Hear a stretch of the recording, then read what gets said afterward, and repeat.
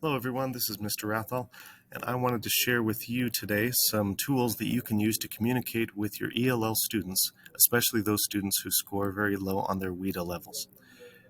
Sometimes there's no getting around the need to directly translate something for our students, and the best tool to translate things quickly and simply is Google Translate. Most of us have used this tool in the past, but I want to show you how to get the most out of it so that your students can use it to further their education and learning when they don't yet have a great grasp of English. The first thing we're going to talk about is how to communicate with a student directly face-to-face in simple conversations.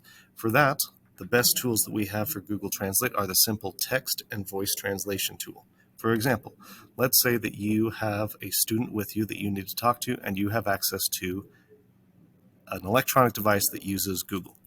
If you go to translate.google.com and you open up this tool, then you can simply type your questions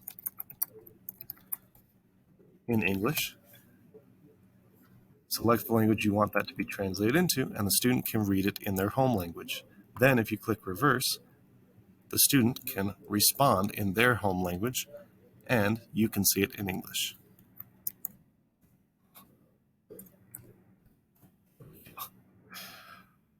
All right. Another great tool that Google provides is if you have access to a microphone equipped device, you can translate through the microphone. So if I say in English, "Did you do your assignment?" Google will translate that into text that the student can read. Then if you reverse it, the same thing can happen. I click reverse, I click the microphone button, and I say, "See." And you can keep going. Do you have any questions?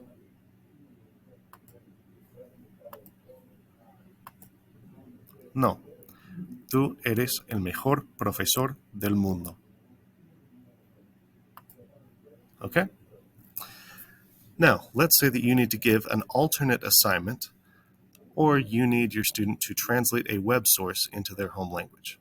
For example, maybe in your language arts class, you reviewed the plot of Romeo and Juliet verbally in English, but your ELL student didn't understand it at all and they need to read it now in their home language. If you find a web page, for example, like this one from SparkNotes, that has the information you need at the appropriate reading level, then you can simply copy this URL into Google Translate as if it was just another piece of text, and it will give you a new URL. When you click that URL, it will take you to that same web page, only this time it will translate all of the text on that page to Spanish. And you can do this without knowing the ins and outs of how to manage Chromebook language settings or anything like that. It's simply copying the URL, pasting it, and clicking the new URL. Finally, what if you need to give a student a document or you have a PDF that needs translating? Well, if you click this Documents tool and click Browse Your Computer, you can select a PDF document, select the language you want to translate it into. When it's finished translating, you can download that translation, open it up, and it will have that document in the home language of the student. Now, this may not work with every single PDF depending on the type and where you got it.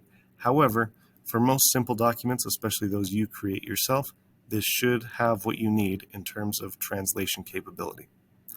So, those are a few ways you can use Google Translate to communicate with students who do not yet have a great grasp of English and help them to keep up with your content.